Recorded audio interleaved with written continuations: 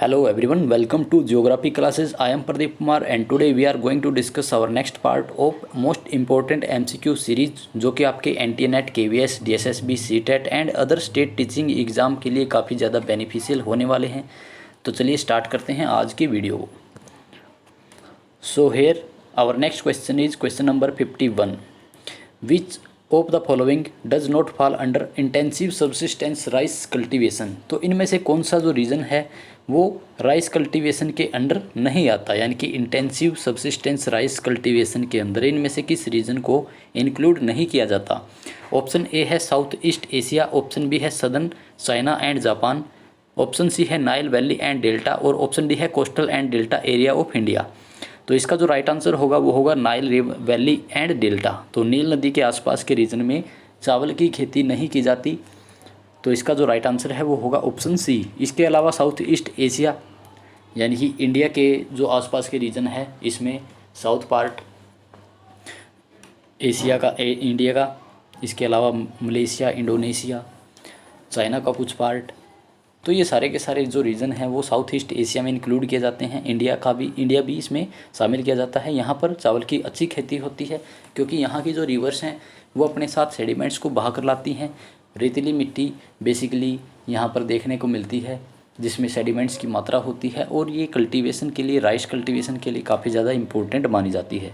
दूसरा रीजन है southern China and Japan का, तो यहाँ पर भी राइस की कल्टीवेशन अच्छी की जाती है। और इंडिया का जो डेल्टाइक रीजन है या कोस्टल रीजन है यानी कि वेस्ट बंगाल है, उड़ीसा है, झारखंड है, इस तरफ का जो रीजन है, या इसके अलावा साउथ का जो रीजन है केरल का या तमिलनाडु का, वहाँ पर भी राइस की कल्टीवेशन की जाती है। इसके बाद देखते हैं next question, question number 52। The concept of lebensraum become popular in the discipline of political geography after the publication of dash. तो जो लेवेंसरम का कंसेप्ट था, लेवेंसरम का मतलब होता है लिविंग स्पेस। लिविंग स्पेस से रिलेटेड जो कंसेप्ट दिया गया था या पॉलिटिकल ज्योग्राफी का जो ये कंसेप्ट दिया गया था, वो इनमें से कौन सी जो डिसिप्लिन थी या जो कौन सा पब्लिकेशन था जिसमें इसको रखा गया था। तो ऑप्शन ए है political geography, world economy, nation, state and locality, option B है पॉलिटिक्स ज्योग्राफी, ऑप्शन सी है जियोग्राफिकल पिवट ऑफ हिस्ट्री और ऑप्शन डी है मेकिंग ऑफ पॉलिटिकल ज्योग्राफी। तो इसका राइट आंसर होगा पॉलिटिक्स ज्योग्राफी। पॉलिटिक्स ज्योग्राफी में ही इस कंसेप्ट को रखा गया था, या लेवेंसरम जो है वो पॉलिटिक्स ज्योग्राफी से रिलेटेड है। इसके बाद देखते हैं नेक्स्ट क्वेश्चन जो कि है question number 53। Who propound the theory of heartland in political geography. तो पॉलिटिकल ज्योग्राफी में जो हार्टलैंड का कंसेप्ट था या हार्टलैंड की जो थ्योरी थी वो किस स्कॉलर के द्वारा दी गई है। तो हार्टलैंड जो कंसेप्ट है वो रिलेटेड है पिवट एरिया, या हार्टलैंड का जो कंसेप्ट दिया गया था वो क्या था कि हार्टलैंड के ऊपर जिसका कंट्रोल होगा वही पूरे के पूरे वर्ल्ड के ऊपर कंट्रोल कर सकेगा। तो ऑप्शन ए है यहाँ पर स्मिथ, ऑप्शन बी है स्पाइकमैन, ऑप्शन सी है मैकिंडर और ऑप्शन डी है हाउस होपर। तो इसका जो राइट आंसर है वो आपको पता ही होगा, मैकिंडर को जाना जाता है हार्टलैंड के कंसेप्ट के लिए। इसके अलावा D.S. स्मिथ है जो डेविड स्मिथ को जाना जाता है कल्चरल ज्योग्राफी के लिए। स्पाइकमैन को जाना जाता है रिमलैंड कंसेप्ट के लिए। जैसे हार्टलैंड कंसेप्ट दिया गया था मैकिंडर के द्वारा, वैसे ही रिमलैंड का कंसेप्ट दिया था स्पाइकमैन ने। हाउस होपर को जाना जाता है पॉलिटिकल ज्योग्राफी के लिए, या इनकी जो रचना थी जियोपॉलिटिक्स, जो कंसेप्ट दिया गया था जियोपॉलिटिक्स का, वो हाउस होपर के द्वारा ही दिया गया था। इसके बाद देखते हैं हमारा next question, question number 54। Cephalic index to classify human race is calculated as dash. तो कैपेलिक इंडेक्स को हम कैसे कैलकुलेट कर सकते हैं या ह्यूमन रेस को आइडेंटिफाई करने का ये जो मेथड है, इनमें से कौन सा इसका राइट है, यानी कि कैपेलिक इंडेक्स निकालने के लिए हमें क्या क्या मेज़र करना होता है। तो ये रेस से रिलेटेड है, यानी कि जो जनजातियाँ पाई जाती हैं या जातियाँ पाई जाती हैं ह्यूमन रेस प्रजाति, उसकी जो ओरिजिन हुई थी वो अलग अलग हम इंडेक्स के अकॉर्डिंग उसकी स्टडी करते हैं। तो कैपेलिक इंडेक्स में यानी कि उनके जो कपाल होते हैं उसकी संरचना के आधार पर हम कौन सा इसमें से जो राइट आंसर होगा उसको सेलेक्ट करेंगे। कपाल का मतलब क्या होता है कि जो हमारी खोपड़ी की बनावट है वो कैसी होती है। तो खोपड़ी से रिलेटेड है तो इसका मतलब क्या होगा कि वो हेड से रिलेटेड है। तो इसका जो राइट आंसर होगा वो होगा option C, ratio between breadth and length of the head. जो हमारे सर है या हमारे सिर की जो लंबाई है, चौड़ाई है, उसी के अकॉर्डिंग कैपेलिक इंडेक्स को निकाला जाता है। तो ये एक मेथड है क्लासीफाई करने का कैपेलिक इंडेक्स को या ह्यूमन रेस को, कि जो जनजातियाँ हैं उनके जो सर की संरचना है वो अलग अलग देखने को मिलती है, जिस कारण से उनको अलग अलग रेस में हम डिवाइड करते हैं। Our next question is question number 55। तो इसमें पूछा गया है which of the following statement is true about a state. तो एक स्टेट से रिलेटेड जो स्टेटमेंट दी गई हैं उनमें से कौन सी सही है।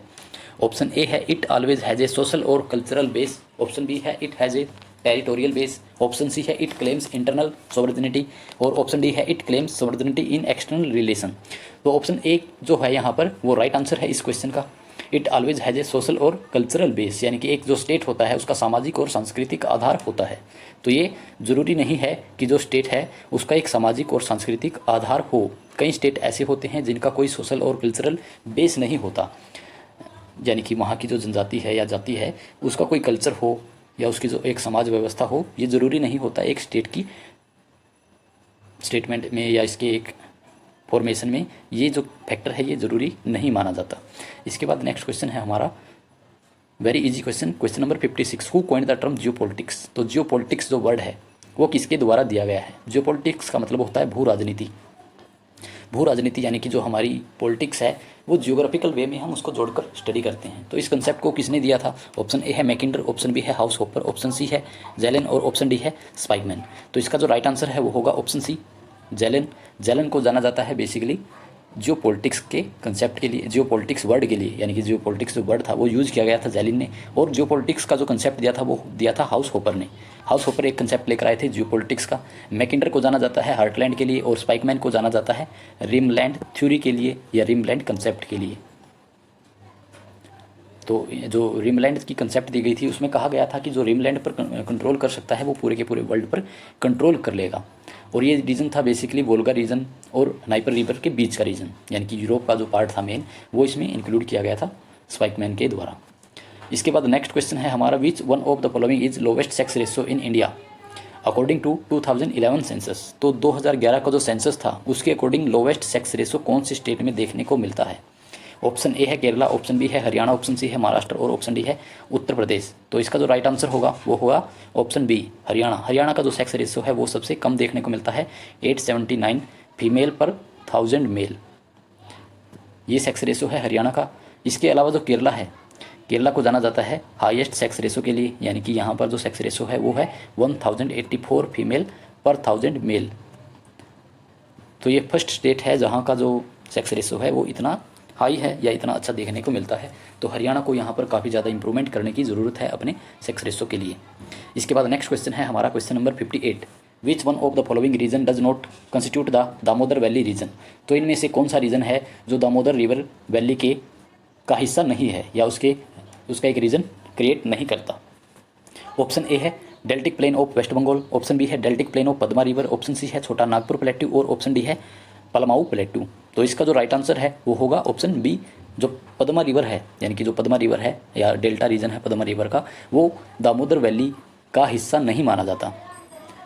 इसके अलावा deltaic plain of waste Bengal जो रीजन है, यानी कि यहाँ के जो डेल्टा है विश्व का सबसे बड़ा जो डेल्टा बनाया जाता है सुंदरबन डेल्टा, वो इसी रीजन में सिचुएटेड है। तो दामोदर वैली भी यहाँ पर इसके इन्फ्लुएंस में आती है। छोटा नागपुर जो रीजन है वो भी दामोदर वैली को इफेक्टेड करता है और पलामू का जो प्लेट्यू है वो भी इसको इफेक्ट करता है। तो पद्मा रिवर है जो इसको इफेक्ट नहीं करती या इसके रीजन में इसको इंक्लूड नहीं किया जाता।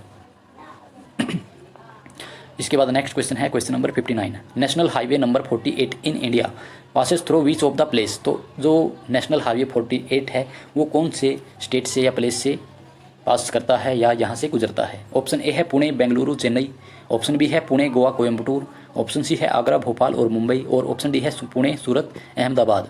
तो इसका जो राइट आंसर है वो है ऑप्शन डी पुणे सूरत और अहमदाबाद। यहाँ से NH48 पास करता है या जाता है। इसके बाद लास्ट क्वेश्चन है आज का, वो है question 60। In which one of the following state of India the maximum teak forest is found.